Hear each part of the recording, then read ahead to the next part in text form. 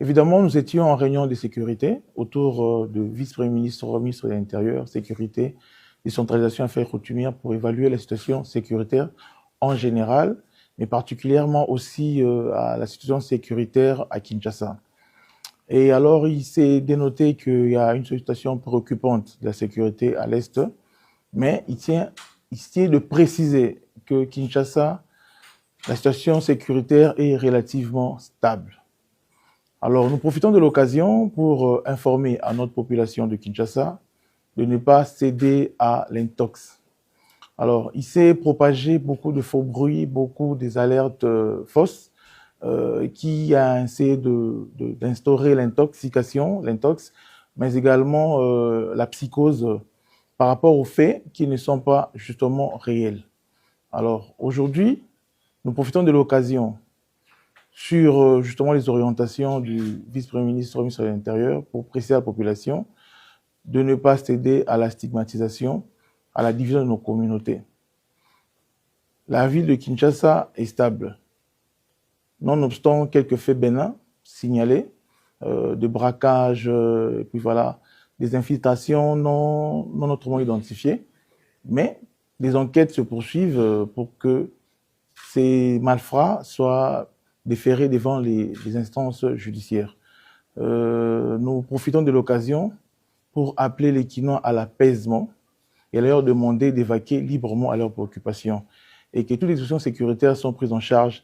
L'armée et la police sont justement là pour accompagner toutes ces mesures afin que les Kinois puissent continuer à vivre paisiblement dans l'étendue de la ville de Kinshasa.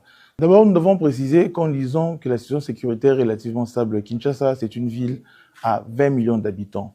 Et les grandes villes sont très souvent généralisées par la criminalité urbaine. Alors, nous disons que ce sont des faits bénins. Vous voyez, bien qu'on a observé peut-être quelques jours où les braquages ont eu lieu, mais ici aussi d'informer l'opinion. Il y a un groupe qui est déjà arrêté, déféré à la justice, et nous allons vous les présenter d'ici peu. Et de ce groupe-là, nous sommes déjà sur la piste d'autres groupes qui continuent à opérer. Et nous assurons à la population que la ville est stable sécuritairement.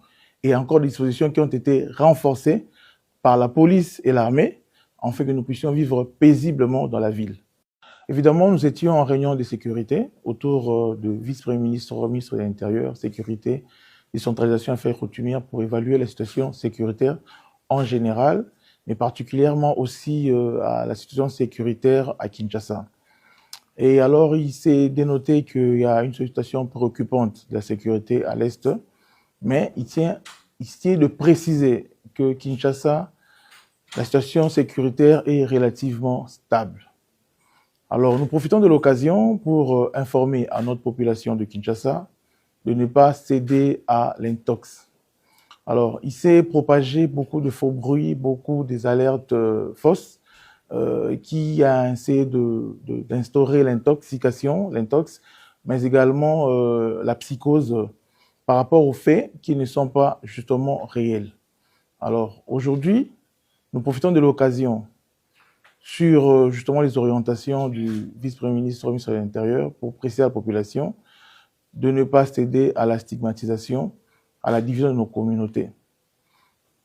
La ville de Kinshasa est stable, nonobstant quelques faits bénins signalés, de braquage, et puis voilà, des infiltrations non autrement identifiées, mais des enquêtes se poursuivent pour que ces malfrats soient déférés devant les instances judiciaires.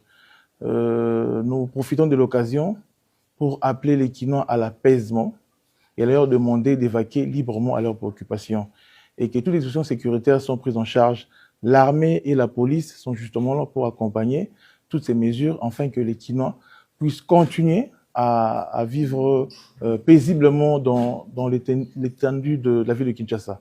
D'abord, nous devons préciser qu'en disant que la situation sécuritaire est relativement stable, Kinshasa, c'est une ville à 20 millions d'habitants. Et les grandes villes sont très souvent généralisées par la criminalité urbaine.